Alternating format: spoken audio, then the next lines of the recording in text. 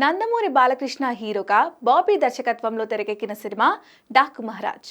భారీ బడ్జెట్ పై high action entertainer గా వచ్చిన ఈ సినిమాలో శ్రద్ధా శ్రీనాథ్, ప్రగ్యా జైస్వాల్ హీరోయిన్స్ గా నటించారు. బాలీవుడ్ బ్యూటీ ఊర్వశీ రౌతేలా స్పెషల్ రోల్లో నటించి మెప్పించింది.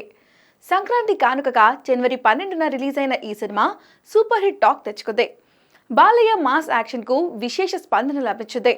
బాలయ్య 2 విభిన్న పాత్రల్లో నటించిన ఈ సినిమా తొలి రోజు వరల్డ్ వైడ్ గా 56 కోట్లు రాబట్టి బాలయ్య కెరీర్ లో బిగ్గెస్ట్ హిట్ గా నిలిచింది. మొదటి వారం ముగిసే నాటికి 150 కోట్ల గ్రాస్ తో బ్లాక్ బస్టర్ హిట్ గా నిలిచింది డాకు మహారాజ్. ఈ నేపథ్యంలో చిత్ర యూనిట్ విజయోత్సవ వేడుక నిర్వహించేందుకు ఏర్పాట్లు చేస్తుంది. వాస్తవంగా Daaku Maharaj pre release event Rayalaseema అనంతపురంలో జరగాల్సి ఉంది. అందుకోసం భారీ ఎత్తున ఏర్పాట్లను కూడా చేశారు మేకర్స్. కానీ అనివార్య కారణాల వలన డాకు మహారాజ్ ప్రీ రిలీజ్ ఈవెంట్ను రద్దు చేశారు. కాగా ఇప్పుడు విజయోత్సవ వేడుకను అదే అనంతపురంలో నిర్వహించేందుకు ఏర్పాట్లు చేస్తున్నారు.